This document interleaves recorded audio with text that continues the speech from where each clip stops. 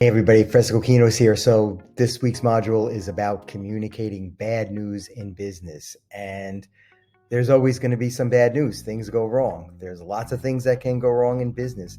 I think the trick is to be transparent, to justify why you need to deliver the bad news, to deliver it sensitively and timely.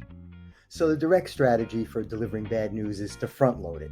Let people know right away what the bad news is and then justify it with the evidence.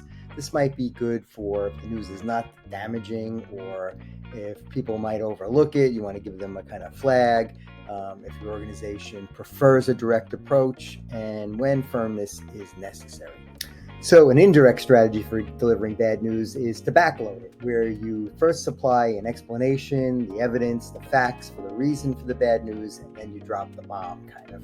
So this is good for news that might be personally upsetting, that might provoke a hostile reaction from a skeptical audience, when the bad news threatens a customer or relationship, and when the bad news is unexpected. So I think with any situation, you have to gauge it on a case-by-case basis. But indirect strategy might be the best for most bad news. And this 4-step process is a way to kind of divide it up, where you start out with a buffer statement. So it might be a neutral or meaningful statement that does not really mention the bad news. Then you give the reasons why you have to disclose this bad news.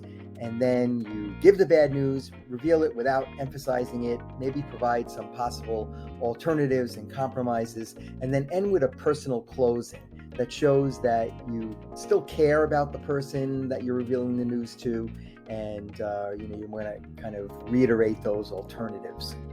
So there are different ways that you can kind of buffer the bad news. You can start with the silver lining, the good news first, then the bad news. You can compliment, it's been great working with you all this time. You can show appreciation for the person that you're doing business with. You can have an agreement. We all agree that inflation is affecting our business needs, and that is why we're unfortunately going to have to raise prices. You can provide facts. 5 out of 10 people prefer that we change this over, and that's why we're closing down one of our divisions. And then have some type of mutual understanding. We all agree that gas prices are going up enough that we need to raise some of our delivery costs. So things go wrong. Bad things happen to good people. Sometimes you have to apologize. An apology is an admission of blameworthiness and a regret for the undesirable event that went wrong. I think what you want to do is apologize as soon as possible. If you get some negative feedback, address it right away. Customers will forgive if they feel that their concerns are being heard and being met. And, you can go a long way with a sorry.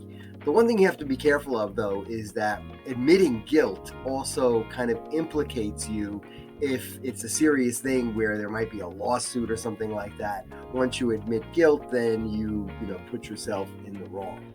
I think one of the most crucial tools in a business communication toolbox is empathy. Empathy means understanding the emotional impact on others and making change as a result. So the idea of, think of your favorite company. What is their brand, culture, leadership, perception, ethics, carbon footprint, sustainability, social media presence? All that kind of builds into what we call the empathy quotient.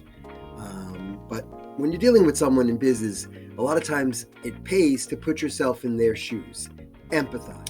So make sure people know the reason for the bad news, the reason why they can't have what they thought they were going to get. Maybe like in a hotel, you have someone who booked a room, but that room is not available. You can kind of turn it around and make it something positive too for them. Say something like, we can give you an alternate room at half price. So there might be a benefit in it for them. Keep it positive, keep it upbeat, close with a positive ending.